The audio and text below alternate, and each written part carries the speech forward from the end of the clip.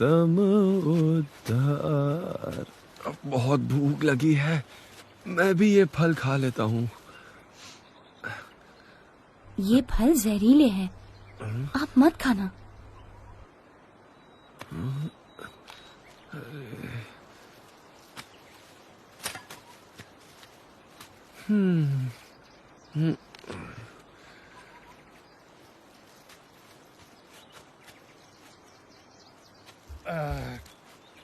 अब तो बहुत भूख लग रही है और कुछ खाना मिले ना मिले ये फल खाकर काम चला लेते हैं। हाँ भाई, कुछ नहीं तो ये फल ही सही। अरे ये फल मत खाइए, ये जहरीले हैं। हाँ, तुम्हें कैसे पता? इन्होंने बताया। हाँ? पर ये स्वयं तो यही फल खा रहा है और हम ये खाएंगे तो मर जाएंगे हैं? ऐसी अर्थहीन बातें करने वाला कौन है ये? ये महापुरुष हैं, इनकी बात मानने में भलाई है। ये बच्चा महापुरुष।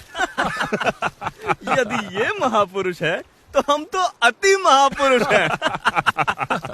अरे ये स्वयं भगवान है।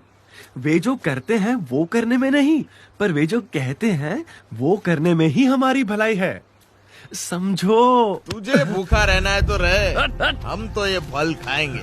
चलो महापुरुषों, ये फल खाओ और भूख मिटाओ। लाओ भाई, महापुरुषों। अब भी कहता हूँ इनकी बात मानो। ये जहरीले हैं। छोड़ो फिर। तू भी खा ले। ये देख, मैंने तो खाया, मुझे कुछ नहीं हुआ। ये देख, मैंने भी खाया, कुछ हुआ क्या? कुछ भी तो नहीं हो रहा है हमें। हम भी तो महापुरुष हैं। आजा तू भी खा ले। ये क्या हो रहा है?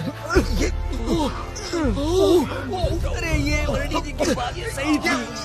वरणी जी की बात सच थी। जो भगवान की नहीं सुनेंगे उनका तो यही हाल होना निश्चित है। पर हाँ, इन सब को एक बार तो आपके दर्शन जरूर हुए हैं, तो कभी ना कभी तो उनका कल्याण जरूर होगा। मोहनदास जी, आप मुझे थोड़ा थोड़ा पहचान गए हैं, मुझसे जुड़ भी गए हैं। अभी आप थोड़े समय के लिए यही कहीं किसी तीर्थ स्थान में बस जाइए। समय के चलते पश्चिम दिशा में आपको पुनः मेरा योग होगा और आपका मोक्ष भी होगा।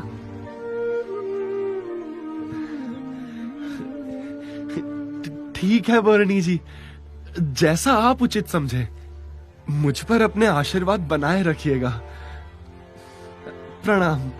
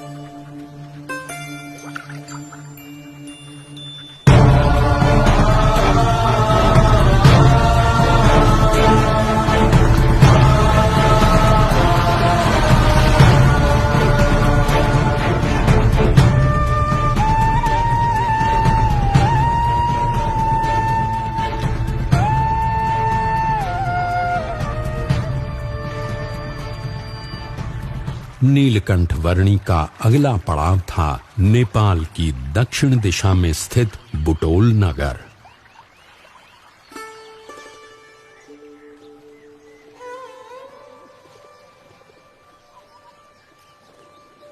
सबका न्याय करने वाले तो भगवान हैं। वही है जो सभी जीवों के कर्मों के अनुसार उन्हें फल देते हैं। राजा होते हुए आप जो न्याय करते हैं वो तो एक निमित्त मात्र है। जी। ये देखो, महादत्त राजा और उनकी बहन माया रानी को हमें छोड़कर एक बच्चे से उपदेश ले रहे हैं। और ये बच्चा ऐसे राजा रानी को उपदेश भी क्या देता होगा? इस तरह परमात्मा को साक्षी मानकर कार्य करोगे तो राजधर्म का पालन भी होगा और आत्म कल्याण भी होगा। जी नीलकंठ वर्णी।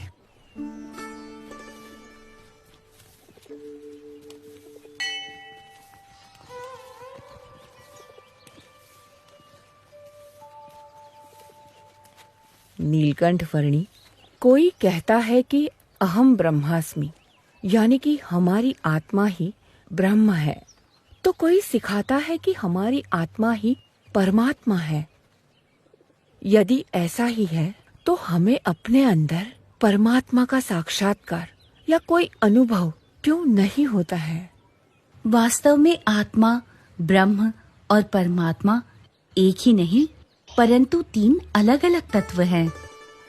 जैसे म्यान और उसके अंदर रखी हुई तलवार अलग अलग वस्तुएं हैं, वैसे ये शरीर और उसके भीतर बसी आत्मा दोनों अलग अलग तत्व हैं। आत्मा ही आपका वास्तविक स्वरूप है, जो इस नाशवान शरीर के सभी लक्षणों और भावों से स्वतंत्र और अप्रभावित है। आत्मा यानी जीव से परे ईश्वर तत्व है, ईश्वर से परे माया है और माया से परे ब्रह्म तत्व है, और इन सब से परे एक तत्व है सर्वोपरि परब्रह्म परमात्मा। सर्वकर्ता हर्ता सर्वज्ञ ऐसे परमात्मा अपनी सर्वव्यापक शक्ति से आपकी आत्मा में भी अखंड विराजमान होते ही हैं। परमात्मा की कृपा से और ब्रह्म के यथार्थ संग से श्रद्धा और विश्वास रखकर योग्य साधना करने से स्वयं की आत्मा का ब्रह्म के रूप में दर्शन होता है और उस ब्रह्म में परब्रह्म परमात्मा का साक्षात्कार भी होता है। अवश्य नीलकंठ वर्णी।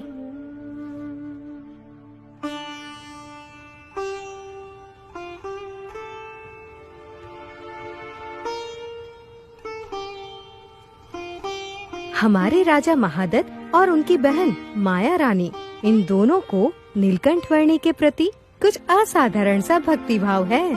हाँ, तभी तो वे जब नीलकंठ वर्णी जी हमारे बुटोल नगर से बिना बताए विदा हो जाते हैं, तब हर बार किसी भी प्रकार से उन्हें ढूंढकर वापस ले आते हैं। हाँ, देखना, अब तो नीलकंठ वर्णी जी जन्माष्टमी का उत्सव भी यहीं मनाएंगे और हम सब के प्रेम के बंधन में बंधकर हमेशा के लिए यहीं बस जाएंगे। नीलकंठ वर्णी को बांध कर रख सके ऐसा तो कौन सा बंधन हो सकता था। हर बंधन से अनंत जीवों को मुक्त करके उन्हें परम कल्याण प्रदान करने के लिए तो नीलकंठ वर्णी की ये यात्रा थी। अपनी कल्याण यात्रा को चिरकाल तक अविरत रखने के उद्देश्य की परिपूर्ति के लिए एक सुबह नीलकंठ वर्णी बुटोल नगर से आगे बढ़ चले, उत्तर में नेपाल के पोखरा की ओर।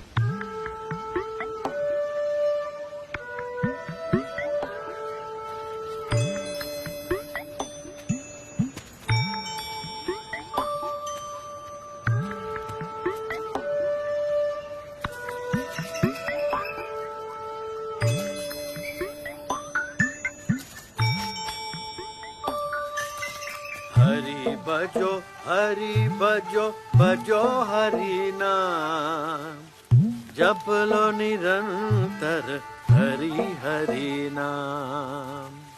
प्रभु के भजन सा है नहीं कोई दाम।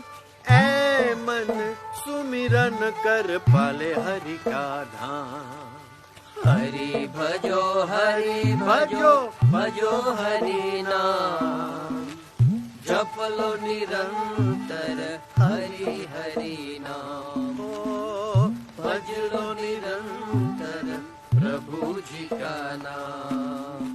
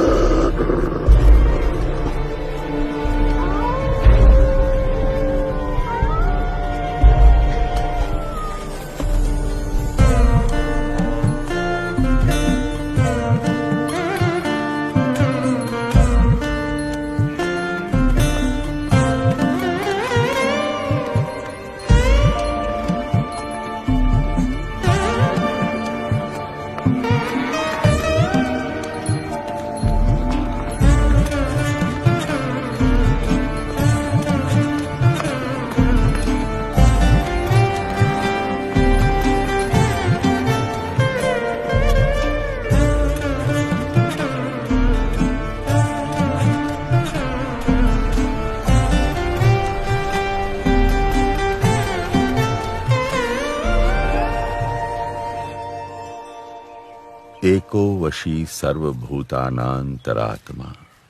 एकम बीजम बहुधा यह करोति तमात्मस्थतम येनु पश्यन्ति धीरास्तेषां सुखम शाश्वतम नेत्रेषाम्।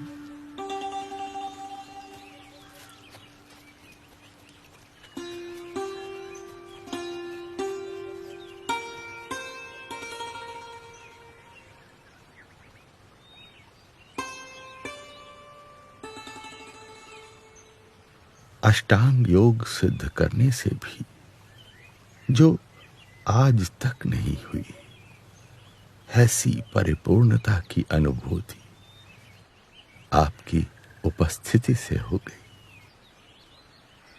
बहुत प्रतीक्षा करवाई आपने, बहुत प्रतीक्षा करवाई।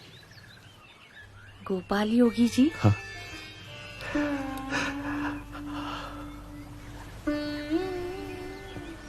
आप